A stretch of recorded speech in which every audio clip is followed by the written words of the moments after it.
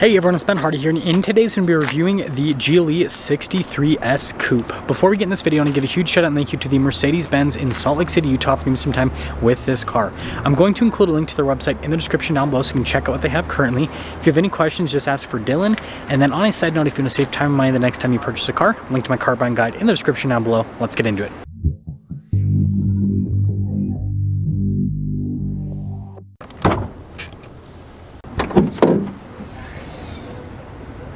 Powering this is a twin-turbo 4-liter V8 that goes through a 9-speed automatic transmission. Fuel economy is 15 around town and then 19 on the highway, with power outputs being 603 horsepower and then 627 pound-feet of torque.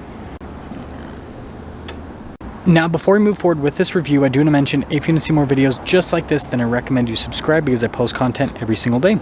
Now, starting with the hood, you guys can see here with the distinctive lines there on either side, and then of course we've got our AMG badge. And then being in 24 GLE, this has the new style of headlights. Then you guys can see here with the grille, giant Mercedes logo, camera there at the bottom of the logo, and then we've got parking sensors on the bottom.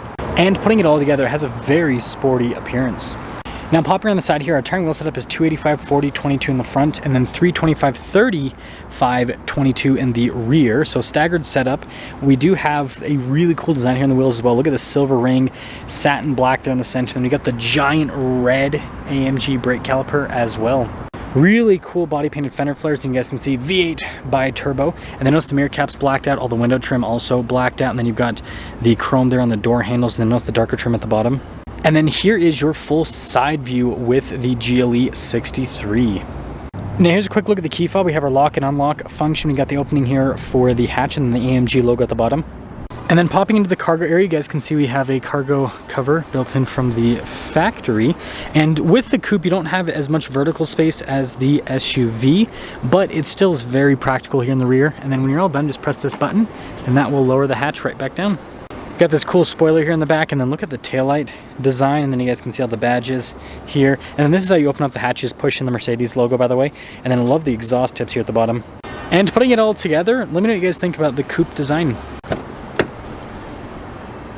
Now taking a look at the door panel, really nice leather trim, and look at the red stitching, carbon fiber, and you can see more of the trim down below. And I love the look at the window control, and then speaker for the Burmester sound system. And then taking a look at the seat, you can see two-tone with the coloration perforated in the center.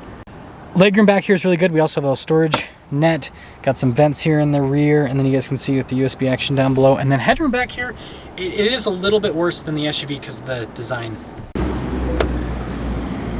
Now taking a look at the front door panel, you guys can see again with all of the trim, the two-tone design. We've got all of our window controls here, mirror adjustments. The mirrors do power fold in. And then look at the carbon fiber trim up above, your memory seat function, your seat adjustments, heated and cooled seat function. That's to adjust the passenger seat, by the way. Another speaker for the Burmester sound system. And then blind spot monitoring for the mirrors. Love the look at the headrest there, AMG down below, and then you guys can see perforated all down the center portion. And then a really cool looking pedal layout. And we have our light control here, and then you guys can see the carbon fiber trim, and then really nice trim on the dash too.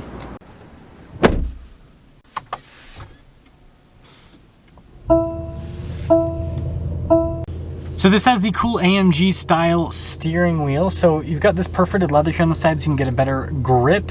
Paddle shifters here on the back for the 9-speed automatic. Tons of practical controls in the front. So this is for the infotainment system, your volume, voice command controls.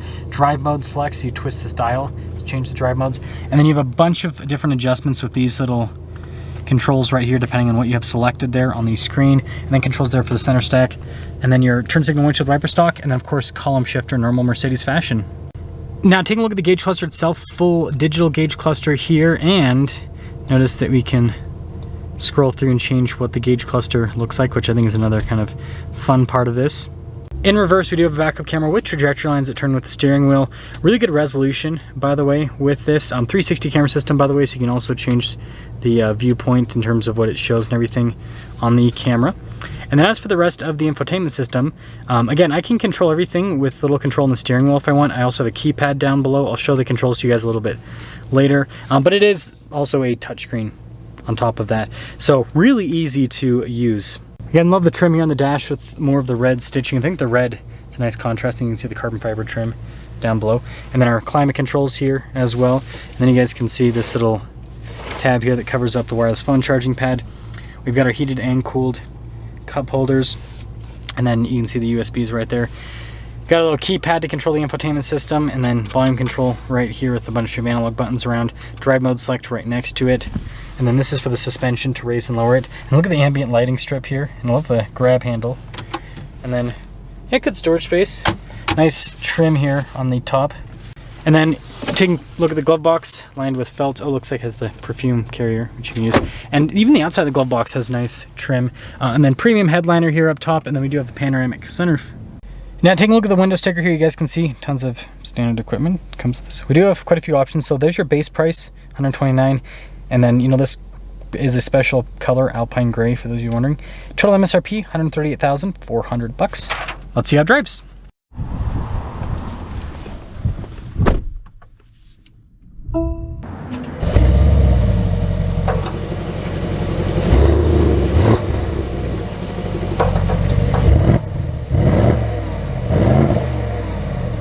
Talk about visibility before we set off. Here's visibility over the HUD and helping you see the heads-up display. Both the mirrors, do a blind spot monitoring. And throughout the rest of the rear. And let us set off in the Coupe SUV. So I actually had a GLE 63S for a week as a tester. It was the SUV, not the Coupe SUV, right? And so I'm pretty familiar with how this drives and how this feels and everything. Absolutely love the V8. It's things that freight train. And what I mean by freight train is like, you get on it and it just keeps going. It has so much power. It is crazy in such a good way, and well, I love it for it. First off, seats are comfortable, and I don't know if this has, it's got the massage seat function and everything. So it's got all the luxury features that you'd want.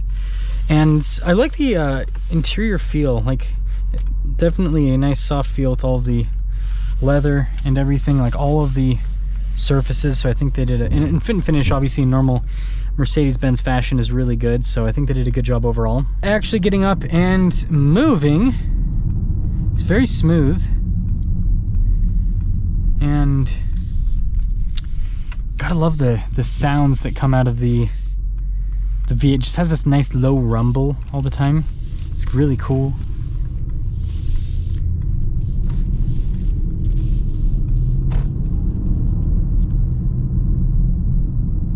This is fun. Smooth too. I guess these people maybe got into a wreck or something. Yep, that's a wreck. Ouch. Definitely ouch.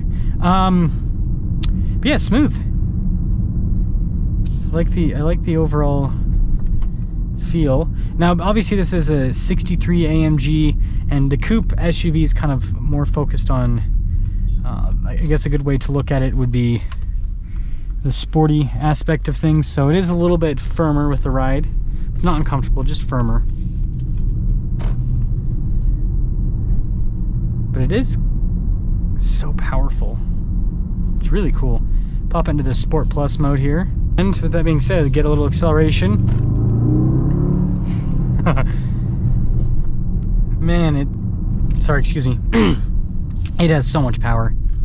It's really good. Again, that was just like barely getting into it a little bit. It's seriously impressive. We'll get another kind of little acceleration here in a moment. But yeah, I feel like this just combines the best parts of like sportiness with luxury. Get little pops out the exhaust too. Listen to that. So fun. Anyways, sounds great, drives great. I love this thing. For me personally, I prefer the SUV, and that's just because I like the practicality, right? I like the, you know, more space in the back, and I personally like that design. That might make me sound boring and all that, but I still understand the cool, sleek factor with the Coupe.